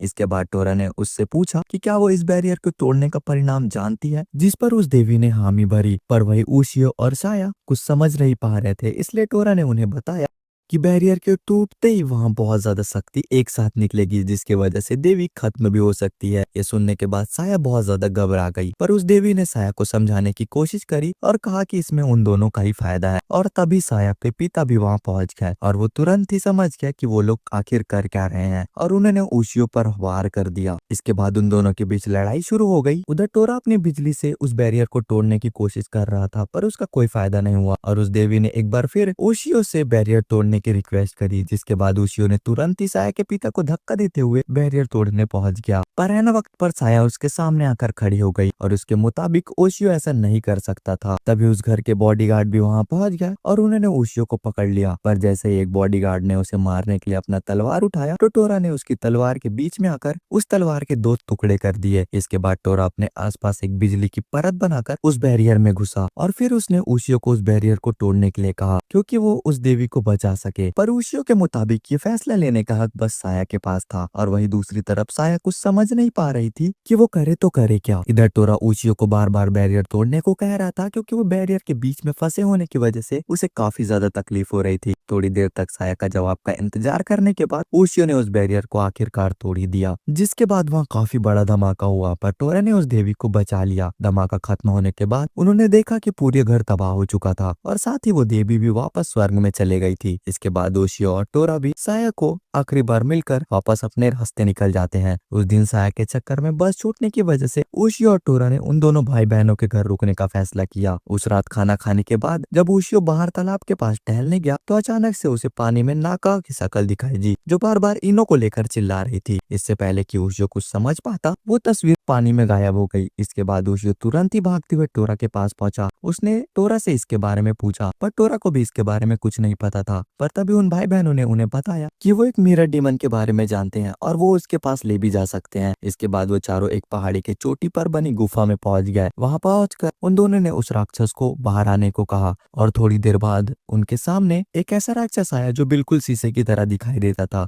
बाहर आकर उस राक्षस ने बात करना शुरू ही किया था, तभी उसकी नजर ओशियो और उसके भाले पर पड़ी, जिसे देखकर वो इतना डर गया कि वो तुरंत ही वापस गुफा की तरफ भागने लगा। उन दोनों भाई बहनों ने उसे बुलाने की काफी कोशिश करी, पर वो किसी की सुनने को तैयार नहीं था और तभी टोरा ने उसे पकड़ लिया, जिसे उस राक्षस ने तुरंत ही पहचान लिया और वो डर के मारे कांपने लगा। टोरा ने उसे धमकी देकर सारी जानकारी देने को कहा, जिसके लिए वो तुरंत ही तैयार हो गया। इसके बाद उस राक्षस ने टीवी का रूप ले लिया। इसमें उन्होंने देखा कि इनो और नाका स्कूल से वापस आते समय काफी सारे चिप्स लेकर आए थे, क्योंकि वो उस रात दोनों एक साथ ही रुकने वाले थे। पर थोड़ी देर बात करने के बाद अचानक से नाका के कमरे में पड़ा एक शीशा जोर जोर से हिलने लगा। इससे पहले कि वो कुछ समझ पाते, उसमें से एक बहुत बड़ा राक्षस नाका की तरफ बढ़ने लगा। पर तभी इन्होंने बीच में आकर नाका को धक्का मार दिया, जिसकी वजह से राक्षस इनो के पास पहुंच गया और उसे अपने साथ लेकर चला गया। ये सब देखकर ओशियो गुस्से से भर चुका था और उसने अपना रूप भी बदल लिया। ओशियो ने उस राक्षस से उन्हें वहां पहुंचाने के लिए कहा, जिसके लिए वो तैयार तो हो गया, और उसके मुताबिक वो लोग ज्यादा देर तक शीशे के अंदर नहीं रह सकते थे, वरना वो हमेशा के लिए कैद हो जाएंगे। ये बात सुनने के बाद टोरा और ओशियो ने छलांग लगा दी और सीधा नाका के पास पहुंच गए, जो अभी भी रो रही थी। उन्होंने नाका से तुरंत ही उस शीशे के बारे में पूछा और जवाब मिलते ही वो सीधा उसमें छलांग लगा दिए। पर इस बार नाका भी उनके साथ शीशे के अंदर आ गई थी। अंदर जाते उन्होंने राक्षस को ढूंढ लिया, जिसने अभी भी इनो को पकड़ा हुआ था। ये देखकर टोरा और ओशियो दोनों ही गुस्से से भर चुके थे और वो अपनी पूरी रफ्तार से उसकी तरफ बढ़ रहे थे। उन्हें अपनी तरफ आता देख उस राक्षस ने उनके तरफ काफी सारे लीच छोड़ दिए, जो जाकर टोरा से चिपक गए। पर अपनी ताकत की मदद से टोरा ने उन सभी लीच को एक ही बार में तबाह कर दिया। इसके बाद वो राक्षस की तरफ बढ़े, जिसे उन्होंने एक ही बार में तबाह कर दिया। उन्होंने एनो को आजाद कर लिया और चारों वहां से वापस घर आ गए। नाका और एनो दोनों बेहोश हो गई थी, इसलिए उन दोनों ने उन्हें सही सलामत घर छोड़ने के बाद वो दोनों वापस शीशे के बाहर आ गए। इसके बाद उन दोनों ने उन दोनों भाई बहनों को अलविदा कहा और बस स्टॉप की तरफ निकल गए। ओशियो चाहता था कि टोरा उन्हें अपनी पीठ पर बैठाकर उन्हें सीधा अपनी मंजिल की तरफ ले जाए, लेकिन टोरा बस में बैठने का एक्सपीरियंस लेना चाहता था। बस में बैठने के बाद 5 मिनट तक तो टोरा को काफी ज्यादा मजा आया, पर उसके बाद उसे बोर लगने लगा। लेकिन तभी उसे काफी अजीब सा महसूस हुआ और वो चुपचाप बैठ गया। उसे इस तरह चुप देखकर ओशियो ने उससे इस बारे में पूछा, तो टोरा ने उसे बताया कि उसे आसपास बहुत सारे राक्षसों की मौजूदगी महसूस हो रही थी और उसके मुताबिक उन सभी राक्षसों के मन में टोरा के लिए काफी ज्यादा नफरत भरी हुई थी। पर ओशियो को समझ नहीं आ रहा था कि आखिर कोई राक्षस टोरा से नफरत क्यों ही करेगा। पर टोरा ने जवाब दिया कि असल में उसने कई सारे राक्षसों को मारा था और शायद इसलिए वो लोग उससे नफरत करते होंगे। बस थोड़ी देर तक ऐसे ही चलती रही और धीरे धीरे टोरा को और ज्यादा राक्षसों की शक्तियां महसूस हो रही थी। यहाँ सभी राक्षस ओशियो से भी उतनी ही नफरत करते थे। तभी अचानक से एक गिलहरी जैसे दिखने वाले राक्षस ने शीशा तोड़कर ड्राइवर को मार दिया और फिर ओशियो पर हमला किया।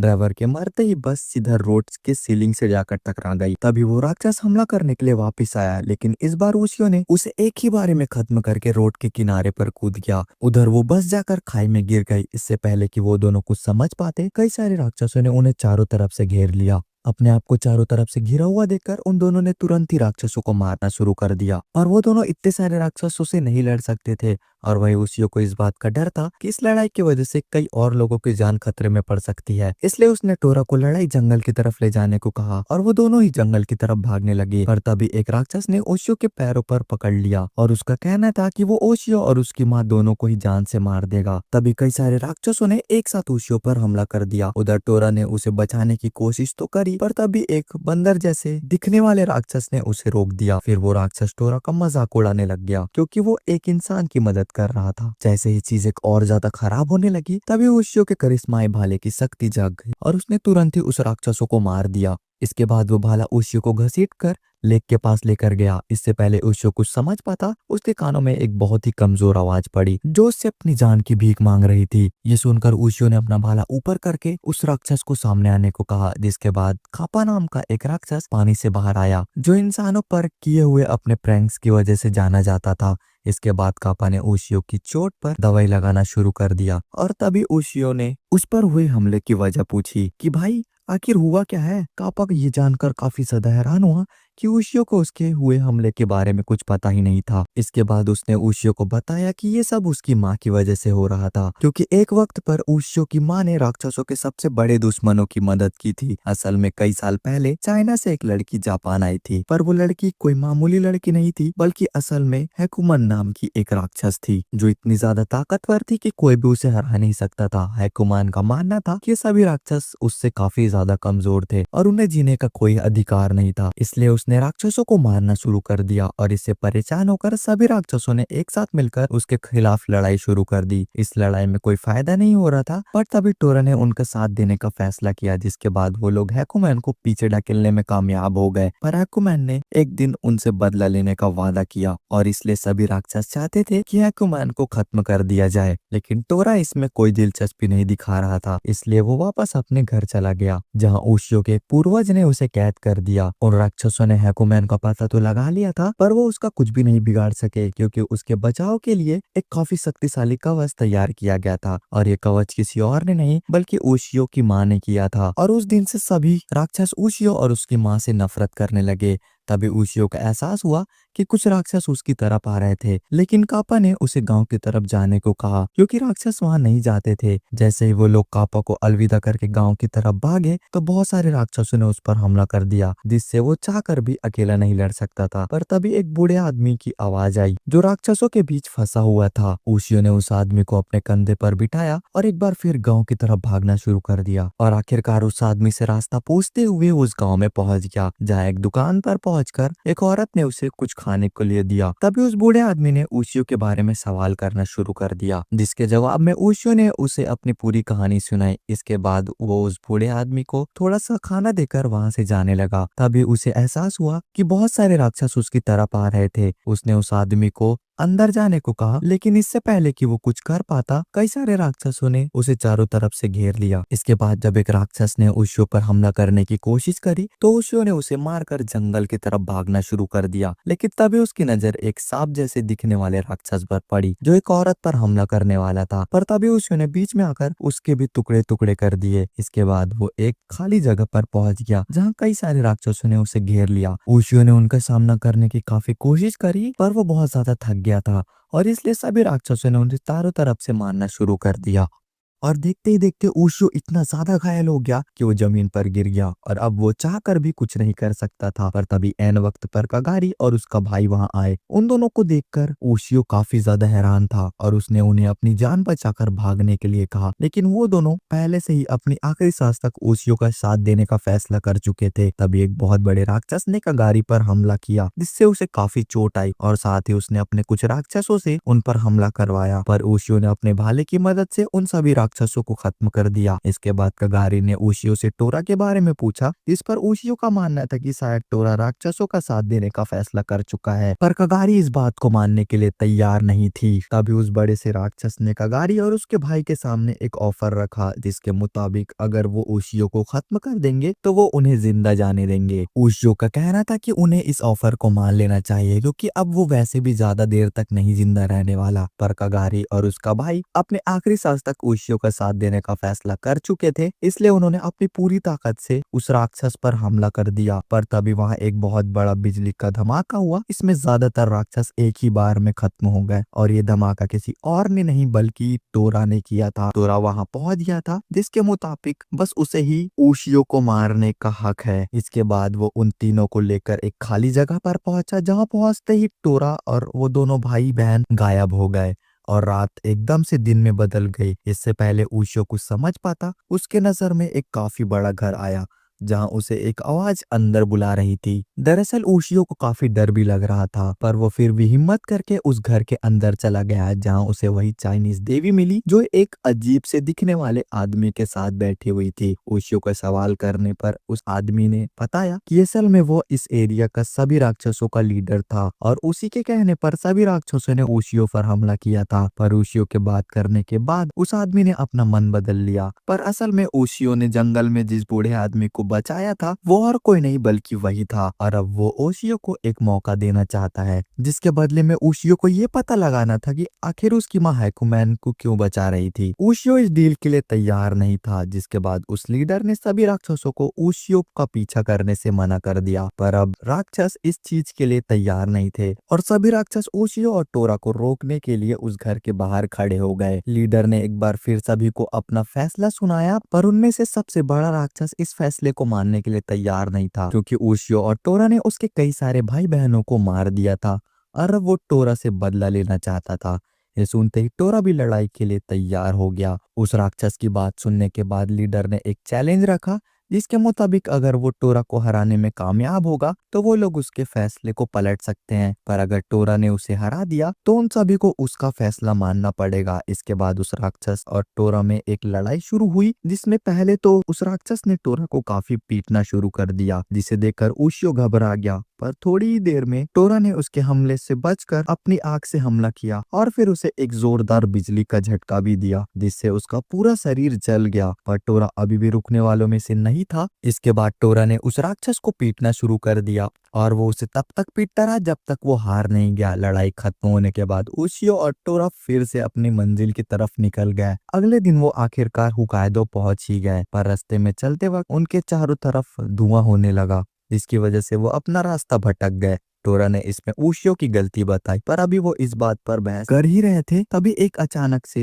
एक मकड़ी जैसा दिखने वाला राक्षस ओशियो के ऊपर हमला कर दिया। ओशियो ने उस डीमन को रोक दिया, पर उससे पहले कि वो कुछ समझ पाता, एक लड़की ने आकर उस राक्षस को वहीं खत्म कर दिया। इसके बाद उस लड़की ने बताया कि इस राक्षस को हैकुमैन ने भेजा था। ओशियो से उसका नाम जानने के बाद उस लड़की को विश्वास नहीं हो रहा था कि ओशियो जैसा बच्चा इस करिश्माई भाले का हकदार था। ओशियो के मुताबिक वो कोई बच्चा नहीं था, पर उस लड़की ने उसे एक थप्पड़ मारते हुए बताया कि असल में वो एक ऐसे ग्रुप का हिस्सा थी जो राक्षसों को खत्म करने का काम करते थे, और बचपन से ही उसे करिश्माई भाले का उत्तराधिकारी बनाने के लिए तैयार किया गया था। पर ओशियो के बीच में आने की वजह से वो भाला उसे नहीं मिल पाया, और अब वो चाहती थी कि ओशियो वो भाला उसके हवाले कर दे, क्योंकि वो इसके काबिल नहीं था। इधर ओशियो इसके लिए तैयार नहीं था, इसलिए उस लड़की ने हर हमले में ओशियो की गलती निकालना शुरू कर दिया, और उसने बस वाले हमले में भी ओशियो की ही गलती बताई, क्योंकि वो करिश्माई भाले की शक्ति का पूरा इस्तेमाल नहीं कर पाया था।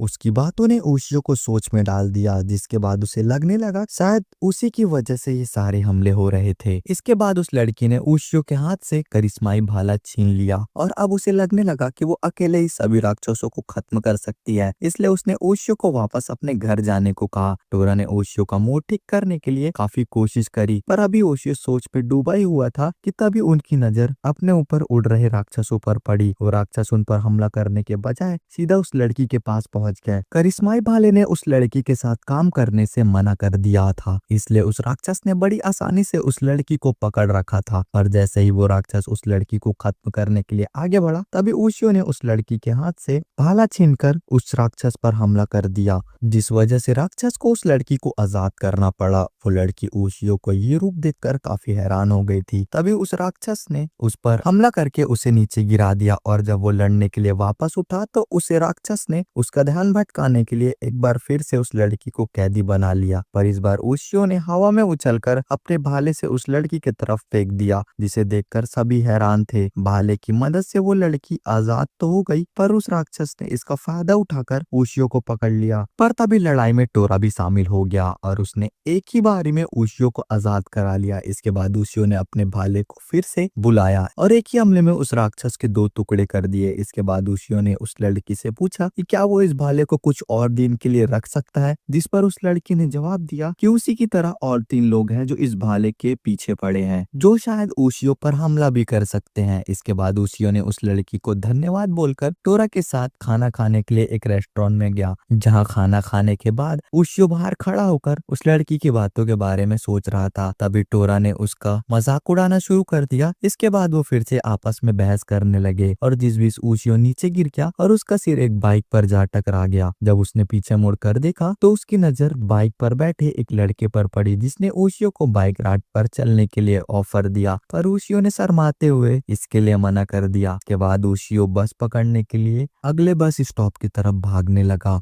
पर टोरा रास्ते भर उस लड़के के बारे में सोच रहा था और उसे किसी चीज का शक हो रहा था, इसलिए वो वापस उस लड़के से मिलने पहुंच गया। उसी ने उसे बुलाने के लिए आवाज लगाई, पर टोरा ने उसे अनसुना कर दिया। उधर टोरा ने सबसे पहले उस लड़के से पूछा कि क्या वो भी करिश्माई भाले के पीछे आया है, जिस पर उस लड़के ने अपना नाम अकीबा बताया और वो भी बचपन से उस भाले के लिए तैयारी कर रहा था, पर फिलहाल उसे भाले से ज्यादा टोरा में दिलचस्पी थी। टोरा ने ये सुनते ही अकीबा पर हमला कर दिया। इसके बाद उन दोनों के बीच एक लड़ाई शुरू हो गई, जिस पर अकीबा ने आगे निकलने के लिए टोरा पर बार बार हमला करना शुरू कर दिया। पर तभी टोरा ने उस पर बिजली से हमला करने की कोशिश करी, लेकिन अकीबा के पास एक खास मेटल का स्टाफ था जो पूरी बिजली को एब्सॉर्ब करके वापस फेंक सकता था। इसके बाद अकीबा ने टोरा पर हमला करके उसे दीवार के साथ बांध दिया, जिससे उसने निकलने की काफी कोशिश करी, पर अकीबा के मुताबिक वो इससे बाहर नहीं निकल सकता था क्योंकि उस स्टाफ में राक्षसों को काबू करने की खास शक्तियां मौजूद थी।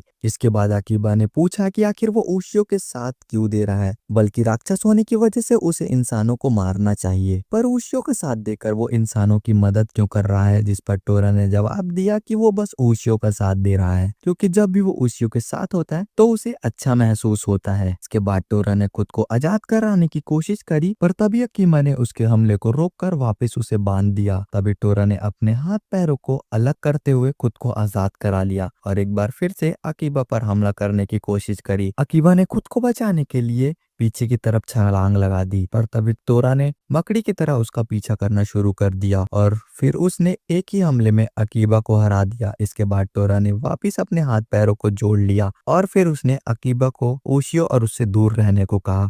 उधर ओशियो एक ऐसी बस में बैठा था, इस पर राक्षसों का काबू था। इसका उस पर एहसास होते ही ओशियो ड्राइवर के पास पहुंचा, जिसे पहले से ही राक्षसों ने पकड़ा हुआ था, और ये देखते ओशियो ने उस ड्राइवर को उन राक्षसों से आजाद करा लिया। पर इस वजह से बस पूरी तरह राक्षसों के काबू में आ गई थी। इसके बाद उन्होंने बस की रफ्तार को बढ़ाकर सामने वाली गाड़ियों को टक्कर मारना शुरू कर दिया। अगर ओशियो चाहता तो बस की खिड़की को तोड़कर वहां से बाहर कूद सकता था, पर वो बस में बैठे लोगों की इस हालत में छोड़कर नहीं जाना चाहता था।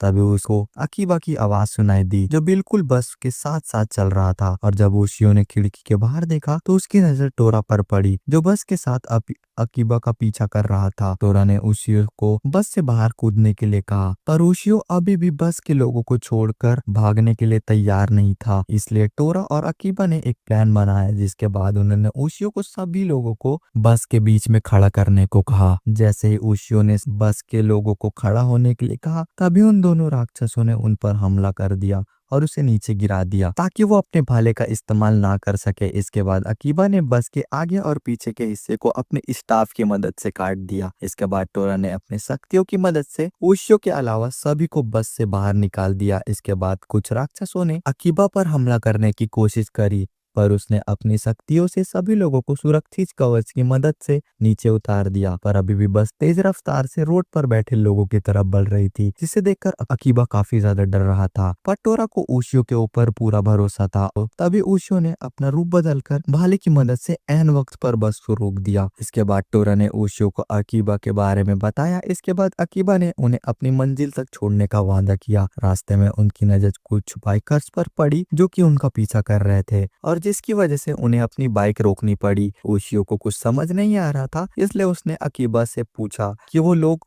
को जानता है क्या, जिस पर उसने जवाब दिया कि असल में ये सभी लोग इस करिश्माई भाले के उत्तराधिकारी बनना चाहते हैं, पर ये लोग परीक्षा में पास नहीं हो पाए। तभी उनमें से एक लड़की ने अपना हेलमेट उतारकर अपना नाम जून बताया, और फिर उसने अकीबा को बताया कि उसका भाई अभी गायब था। ओशियो को उसकी बात समझ नहीं आ रही थी, इसलिए अकीबा ने उसे समझाया कि जून का बड़े भाई का नाम सतोरो है, और वो भी उस करिश्माई भाले का उत्तराधिकारी बनना चाहता था, और वो उन सभी में से काफी ज्यादा ताकतवर है। जून के मुताबिक जब से उसके भाई ने भाले के बारे में सुना था, तभी से वो अजीब सी बर्ताव कर रहा था, और पिछले कुछ दिनों से वो पूरी तरह से गायब था। टोरा को एहसास हुआ कि बहुत ही ज्यादा ताकतवर इंसान उनकी तरफ तेजी से बढ़ रहा था, और तभी एक बैंगनी रंग का राक्षस उन पर हमला कर दिया, जिससे उसने अपने भाले की मदद से रोक दिया। धूल के शांत होने के बाद उसके सामने एक आदमी आया, जिसने अपना नाम सतोरो बताया, और वो राक्षस भी उसी के काबू में था। इसके बाद सतोरो ने एक बार फिर से ओशियो के ऊपर हमला किया, जिससे बचने के लिए ओशियो ने कोशिश तो करी, पर इस बार उस राक्षस ने ओशियो को पूरी तरह जकड़ दिया। उधर अकीबा ने सतोरो को रोकने के लिए उस पर हमला किया, पर सतोरो उन सभी से काफी ज्यादा तेज और काफी ज्यादा ताकतवर था, इसलिए उसने अब एक ही बारी में अकीबा को नीचे पटक दिया। इसके बाद बाकी बाइकर्स ने भी सतोरो पर हमला करने की कोशिश करी, पर उस राक्षस ने उन्हें भी अपनी पकड़ में ले लिया। ओशियो चाहकर भी खुद को आजाद नहीं करा पा रहा था, पर तभी तोरा ने आकर एक ही बारी में उस राक्षस को दो टुकड़ों में बांट दिया और ओशियो को आजाद करा दिया। इसके बाद ओशियो ने अपने रूप बदलकर फिर से उस राक्षस पर हमला कर दिया और बाकी बाइकर्स को भी बचा लिया। इसके बाद ओशियो की नजर सतोरो पर थी, पर तभी अपने भाई को बचाने के लिए जून बीच में आ गई, पर सतोरो ने उसे थप्पड़ मारकर साइड में गिरा दिया। तभी सतोरो को बहुत तेज सर दर्द होने लगा और वो अपना काबू खोते जा रहा था, इसलिए उसने ओशियो को बाद में निपटने का फैसला किया और तुरंत ही वहां से भाग गया। टोरा के मुताबिक सतोरो को लीच मॉन्स्टर का असर हो गया था, अब उन्होंने उसके दिमाग पर पूरी तरह काबू पा लिया है। ओशियो ने टोरा को सतोरो को मदद करने को कहा, पर टोरा के मुताबिक ओशियो के अलावा और किसी इंसान से उसे फर्क नहीं पड़ता। इसके बाद वो सभी एक पेट्रोल पंप पर पहुंचे, जहां ओशियो एक शीशे के सामने जाकर खड़ा हो गया और बार बार मिरर मॉन्स्टर को बुलाने लगा, और थोड़ी देर बाद वो मिरर मॉन्स्टर उस शीशे के सामने आ भी गया। ओशियो ने उसे तुरंत ही सतोरो की परेशानी के बारे में बताया, और टोरा को प्यार से धमकाने के बाद उस मॉन्स्टर ने उसकी बात लीडर से कराई, जिसने ओशियो को बताया कि सतोरो के मदद के लिए किसी तरह उसे उसके दिमाग के अंदर जाना पड़ेगा और फिर अपने भाले की मदद से सभी लिंच मॉन्स्टर्स को मारना पड़ेगा, पर उसके सही सलामत आने की संभावना काफी ज्यादा कम है। सभी लोग एक जगह आग जलाकर बैठे हुए थे, तभी उन्हें आसमान में एक ब्लैक होल दिखाई दिया और कुछ ही देर बाद उसमें से सतोरो अपने कुछ मॉन्स्टर के साथ बाहर निकला। इसने बाहर आते ही अपने जादू की मदद से टोरा को अपने चैन में बांध दिया और ओशियो के हाथ से भाले को नीचे गिरा दिया। इसके बाद उसने अपने बैक मॉन्स्टर को ओशियो पर हमला करने के लिए भेज दिया। जून बीच में आकर उसे रोकने की कोशिश करी, तो उसने जून को थप्पड़ मारकर नीचे गिरा दिया, पर जून इतनी जल्दी हार मानने में से नहीं थी, इसलिए उसने फिर से अपने भाई को रोकने की कोशिश करी, जिसकी वजह से उसका ध्यान भटक गया और उधर ओशियो और टोरा को अपने आप को आजाद कराने का समय भी मिल गया। ओशियो ने तुरंत ही अपने भाले से उन राक्षसों के टुकड़े कर दिए और वही टोरा ने अपनी बिजली की मदद से उन्हें जला दिया। ये देखकर सतोरो पागल होने लगा और उसने अपनी बहन को मारने के लिए अपना चाकू निकाल लिया, पर ओशियो ने तुरंत ही अपना भाला फेंककर उसका चाकू नीचे गिरा दिया। इसके बाद सतोरो को वापस होश आने लगा और वो अपनी हालत देखकर बहुत ही ज्यादा परेशान हुआ। वो जानता था कि वो कभी भी इन चीजों से बाहर नहीं आ पाएगा, इसलिए उसने खाई में छलांग लगा दी, पर तभी ओशियो ने अपना भाला फेंककर उसे नीचे गिरने से रोक दिया। इसके बाद सभी लोगों ने उसे ऊपर ऊपर खींच लिया, लेकिन अभी भी वो बेहोश था और अपने भाई को इस हालत में देखकर जून जोर जोर से रो रही थी। और ये देखकर ओशियो ने सतोरू के अंदर जाने का फैसला कर लिया, पर तभी अकीबा ने उसे ऐसा करने से रोकने की कोशिश करी और उसके मुताबिक ओशियो कभी भी वापस नहीं आ पाएगा। अकीबा ने उसे रोकने के लिए गुस्से का भी इस्तेमाल किया, पर ओशियो ने अपना इरादा नहीं बदला, इसलिए अकीबा हार मानकर वहाँ से चला गया। इसके बाद ओशियो ने बाइक के शीशे की मदद से एक बार फिर मिरर मॉन्स्टर को बुलाया और मिरर मॉन्स्टर ने भी ओशियो को रोकने की कोशिश करी। इसके मुताबिक अगर ओशियो एक बार इंसान के शरीर के अंदर चला गया तो वो अपनी इंसानियत खो देगा, पर ओशियो सतोरू की मदद करने के लिए ये जोखिम उठाने के लिए भी तैयार था। उसके इस बर्ताव को देखकर मिरर मॉन्स्टर ने उसकी मदद के लिए इजुना नाम के एक छोटे से राक्षस को भी उसके साथ भेजने का फैसला किया, जो उसके शरीर के अंदर उसकी मदद करने वाला था। लेकिन इजुना को इंसान कुछ खास पसंद नहीं थे, लेकिन टोरा को अपने सामने देखकर वो ओशियो की मदद करने के लिए तैयार हो गया। जाने से पहले ओशियो ने अपनी इंसानियत दांव पर लगाने के लिए टोरा से माफी मांगी, क्योंकि टोरा उसे एक इंसान के रूप में खाना चाहता था। पर टोरा ने उसे बताया कि वो भी उसके साथ सतोरू के शरीर के अंदर आने वाला है और जैसे ही वो कुछ बनने लगेगा तो टोरा उसे वहीं पर खा लेगा। इसके बाद ओशियो ने जून को सतोरू के शरीर को पकड़ कर रखने के लिए कहा, क्योंकि शायद उनके अंदर जाने की वजह से उसका शरीर जोर जोर से हिलने लगेगा। जून का उसका काम देखकर वो तीनों सतोरू के शरीर के अंदर जाने लगे और वहां जाने से पहले बहुत ज्यादा अंधेरा था, पर कुछ ही सेकंड बाद वो तीनों उसके शरीर के अंदर पहुंच गया। इजुना ने उनको अपना पीछा करने को कहा, पर तभी उन्हें देखा बहुत सारे राक्षस उनकी तरफ आ रहे थे, लेकिन ओशियो को अपना काम पता था और वो तीनों उन राक्षसों को मारते हुए उसके दिल तक पहुंच गया। पर तभी सतोरू के सदे के कुछ नसों ने उन तीनों को पकड़ लिया, जिससे वो खुद को छुड़ाने की काफी कोशिश कर रहे थे, पर इसका कोई फायदा नहीं हुआ। इससे परेशान होकर टोरा ने अपने बिजली इस्तेमाल करने का फैसला किया, जिसकी वजह से सतोरू को काफी ज्यादा दर्द हो रहा था। इसलिए ओशियो ने टोरा को अपनी बिजली ना इस्तेमाल करने को कहा, पर तभी करिश्माई भाले ने अपने आप ही जाकर राक्षसों पर हमला करना शुरू कर दिया, जिस वजह से उसे उन तीनों को छोड़ना पड़ा। इसके बाद ओशियो ने उस राक्षस को सतोरू के शरीर से बाहर ढकेलने की कोशिश करी, पर इस वजह से उसके शरीर पर बहुत ज्यादा जोर आने लगा और वो खुद पर काबू खोने लगा। टोरा को ओशियो की फिक्र हो रही थी, पर ओशियो ने जल्द ही खुद पर काबू पा लिया और तुरंत ही वापस भागने लगा। इसके बाद वो तीनों रीढ़ की हड्डी के पास पहुंचे, जहाँ उन्होंने देखा कि बहुत सारे राक्षस रीढ़ की हड्डी को घेरे हुए थे।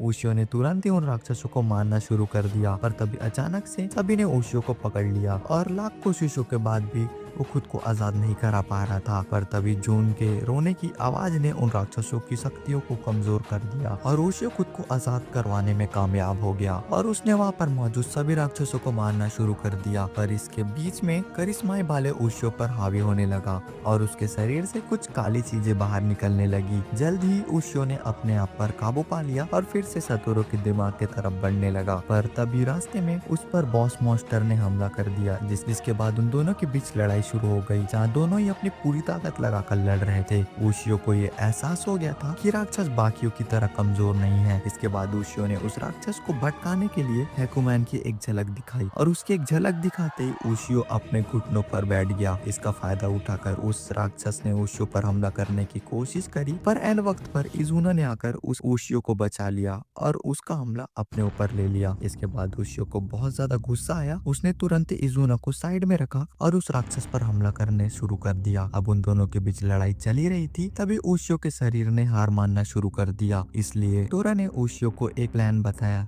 जिसके हिसाब से वो लोग राक्षस को सतोरू की आग के पास लेकर जाएंगे, जहाँ जून की प्यार की ताकत की मदद से वो लोग उस राक्षस को आराम से हरा सकते हैं। इसके बाद उन्होंने राक्षस से दूर भागना शुरू कर दिया और जब वो राक्षस उनका पीछा करते करते सतोरू की आग तक पहुंच गया तो ओशियो का हमला करने के लिए पीछे पलटा और ये देखकर वो राक्षस उनका प्लान समझ गया और वहाँ से भागने लगा। पर तभी इजुना ने आकर उस राक्षस को वापस ढकेल दिया, पर ऐसा करने से इजुना की जान खतरे में थी और ओशियो किसी भी हाल में इसके लिए तैयार नहीं था और उसने बहुत ही तेजी से राक्षस की तरफ बढ़ना शुरू कर दिया। लेकिन जब जून का प्यार की ताकत काम की, उसी समय ओशियो ने उस राक्षस के दिल पर हमला कर दिया, जिसके बाद वो तीनों सतोरू के आंसू के साथ बाहर आ गए। पर अभी वो अपनी जीत को खुशी मना ही रहे थे, तभी जादुई भाले ने ओशियो के शरीर पर काबू पा लिया। तो क्या ओशियो भाले के शिकंजे से बच पाएगा? ये देखने के लिए सब्सक्राइब कर लो, क्योंकि इसका अगला एपिसोड कुछ ही दिनों में अपलोड होने वाला है।